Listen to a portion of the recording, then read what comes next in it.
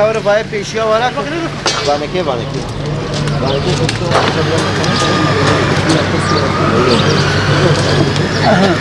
Son 2,5 aylık dönem boyunca hemen hemen her hafta sürekli yağmur yağdı.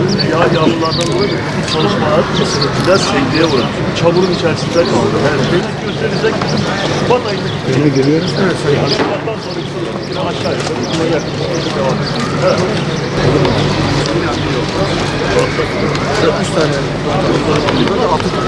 Bizim diş hekimliği fakültemiz kendi hastanesiyle beraber son aşamaya geldi. Ama bir taraftan en üstte hedefleyeceğiz ama aynı zamanda birinci basamağı da çok önemseyeceğiz. Çünkü eğer biz birinci basamağı yeterince geliştiremezsek herkes olduğu gibi yükü üçüncü basamağa gidiyor. Yani burada tedavi edilmesi gereken hasta eğer eğitim araştırma hastanesine giderse eğitim araştırma hastaneleri de sürekli yoğunluk içerisinde kalıyor ve oraların kalitesini de düşürücü etki yapıyor. Bizim yapmamız gereken şey ne dedik? Birinci basamağı yaygınlaştıracağız. Ve bu yaygınlaştırma neticesinde ben size şöyle bir rakam vereyim.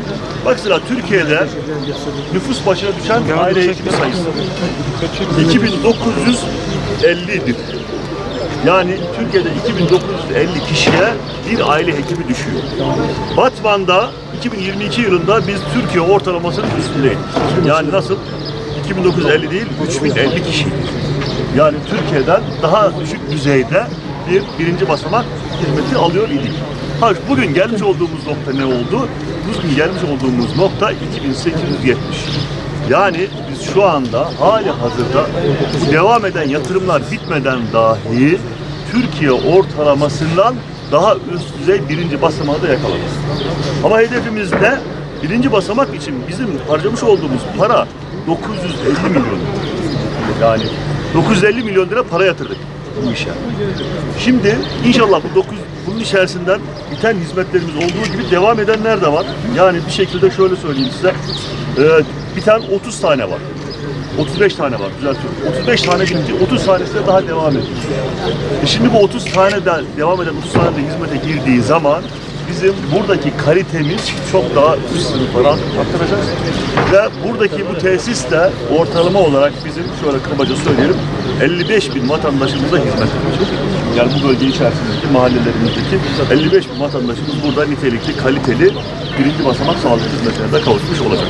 Bu hale gelebilmesi için Sayın Milletvekilimiz 3 bakanlıkta bakan düzeyinde tam bir koordine çalışma yaptı.